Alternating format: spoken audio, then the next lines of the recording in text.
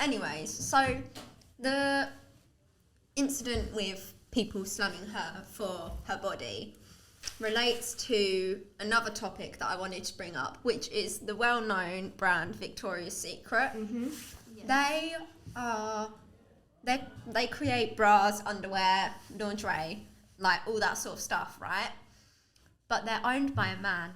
Like, I find that so weird. Mm-hmm. Like, a man is creating a bra that women apparently need when they don't need it, but a man created it. How does a man understand our body's needs and what can harm us, what is safe, what is comfortable? They don't They have. just guess, don't they? I think it's from a female's perspective now. It's like, why is a man doing this? But you've got to think about there's going to be women involved. There's women involved in the creations. And they Victoria's Secret and other brands, they prioritise looking sexy over Comfort. Yeah. and like safety. Yeah. Like, that's really objectifying. They're basically saying, yeah, they're harmful, but you look cute in it. You're a toy. Yeah. You look like a toy. definitely. as well. Yeah. I don't know, it just the baffles thing me. If you look back on the actual history of bras, like they were made by men to impress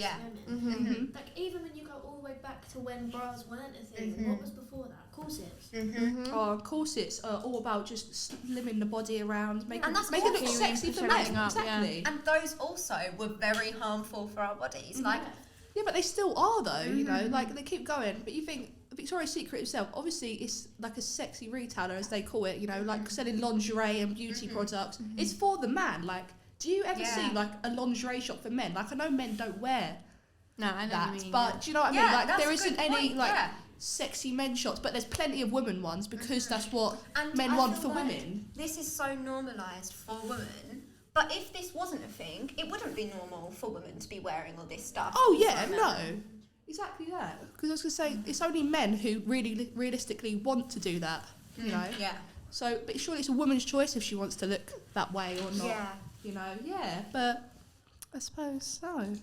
Okay, so speaking upon a man owning and being the creator of Victoria's Secrets, I wanted to talk upon Black Widow.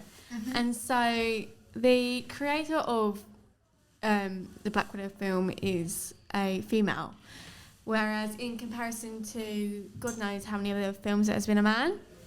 So I want to have everyone's opinions on, I mean, if you know who Black Widow is. Oh, of course we know. I want your opinions on it and how and the evolution and whatnot. So Okay, so one thing I have noticed is that they changed the was it director?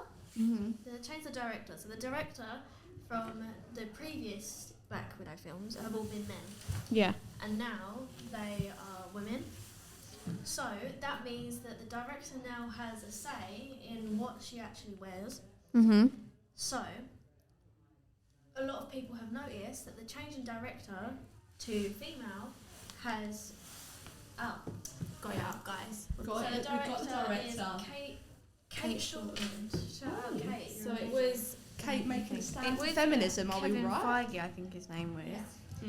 But a common thing in superhero franchises is the fact that women have ridiculous outfits that do not work whatsoever. Yeah, but Like, you think, at all. even though this woman is a superhero, she's literally like, not saving the world, but do you know what I Well, mean? she Like, was saving the world, I'll tell you that. She's making an impact in that universe, but yet she's wearing next to nothing. So even though she's so powerful, heavily sexualised. they're sexualising her. With the, it's a catsuit and then it's unzipped and tight everywhere. I mean, Like, did it have to be like that? It doesn't need to be like that. yeah, does her it? hair's Like- down. It's nothing is practical, so it makes you think. Well, that these little girls are looking up to these superheroes, and They're just being sexualised. Being sexualised, being And like, do I it's- need to look like that to Yeah. be strong, to be independent? And it's going to be internalised as well. They're not Oh, going to yeah. sit in front of the TV and think, right, I need to undo my buttons tomorrow. Yeah. They're not going to do that. It's going to be slowly embedded into their brain Yeah. to the point where they fully believe it. Like, Yeah, they but- didn't tell themselves that. They learn it. Yeah, when they see it though all the time, it can be like a heavily sexualised woman, and that's where the whole idea of, oh, I need to be like that all the time. Yeah. Like,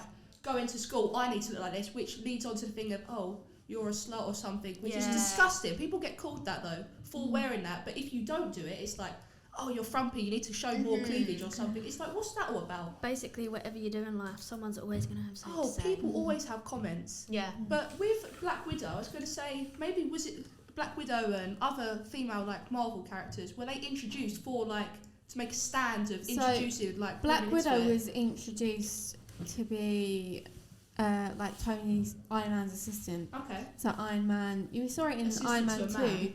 Yeah, well, yeah. We saw Iron Man, Tony Stark, fascinated by Black Widow, as in her looks, Right. and was talking down on her, as in sexualizing her. Mm-hmm. So she was brought in at first to be a toy, to be something to look at. That's so wrong though, because he's obviously quite like created everything, right? Tony Stark is a playboy, Playboy, that's what he is. Quite problematic. Playboy. so. But yeah, that's that. I was gonna say, linking back into a bit of like the music side of thing, when we could talk about the stage, talking about the stages of the thing. There's this woman called Ellie Roswell. She's the lead singer for Wolf Alice. Mm-hmm. I was gonna say, a lot of like when you see women on stage, they tend to be quite like, they, you know, showing everything as well, like Yeah. small crop tops and like Yeah. shorts. Whereas a man, you know, say sometimes they choose to like strip off, you know, oh for the ladies or something. But it's just they come on stage like differently, you know. That links into sexualization. There's just like does. it's the thought that no one's actually going to pay a woman any peace of mind Mm-hmm. unless she's showing skin. Mm-hmm. Like Definitely. your music isn't good enough unless you look the part. Mm-hmm. It's Yeah. ridiculous. It's a man-dominated world, it really is, even though there's going to be equality, and I believe that one day it will be 50-50, same thing, right? Yeah. But definitely the way it is right now. And it's we still have not come, right. like, I know that a lot of people argue, oh yeah, but when you look at how it used to be, you've come a long way. Mm. We're still not done. Yeah, there's there's still so a much to lot do. of instances. Like, just because we've maybe, like, I don't know, changed one thing, that doesn't mean that it's all done. No. Like, No, we're definitely still, not.